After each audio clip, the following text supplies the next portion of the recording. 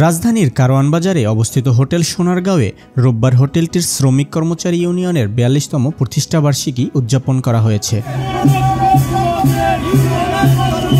অনুষ্ঠানটি জাতীয় সঙ্গীত পরিবেশন, কেক কাটা, পায়রা ওড়ানো, বৃক্ষরোপণ সহ নানা আয়োজনে পালন করা হয়।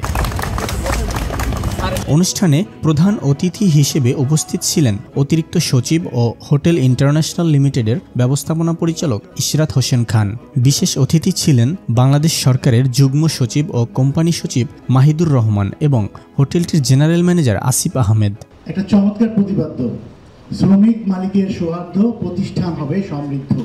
একটা প্রতিষ্ঠান তখনই সফল হয় যখন প্রতিষ্ঠানের অভিষ্ট লক্ষ্যে সবাই A to Z সবাই এক লক্ষ্যে কাজ করে। এছাড়াও শ্রমিক কর্মচারী ইউনিয়নের সভাপতি দুলাল চন্দ্র মজুমদার, সাধারণ সম্পাদক শাহ আলম সহ হোটেলের কর্মকর্তা কর্মচারীরা অনুষ্ঠানে অংশ নেন।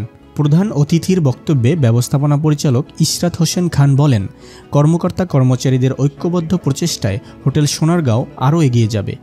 আমরা যদি সার্বিক সমষ্টিক উন্নয়ন করতে পারি তাহলে ব্যক্তিক উন্নয়ন হয়ে যায়। কারণ সমষ্টি ব্যক্তি নিয়ে তো সমষ্টি, এটা একটা বেসিক এবং এটা নিয়ে আমাদের। কোম্পানি সচিব মাহিদুর রহমান বলেন, শ্রমিক মালিক সম্পর্কের ব্যবধান দূর করে পারস্পরিক সহযোগিতার মাধ্যমে ভবিষ্যতে আরও ভালো কিছু করা সম্ভব।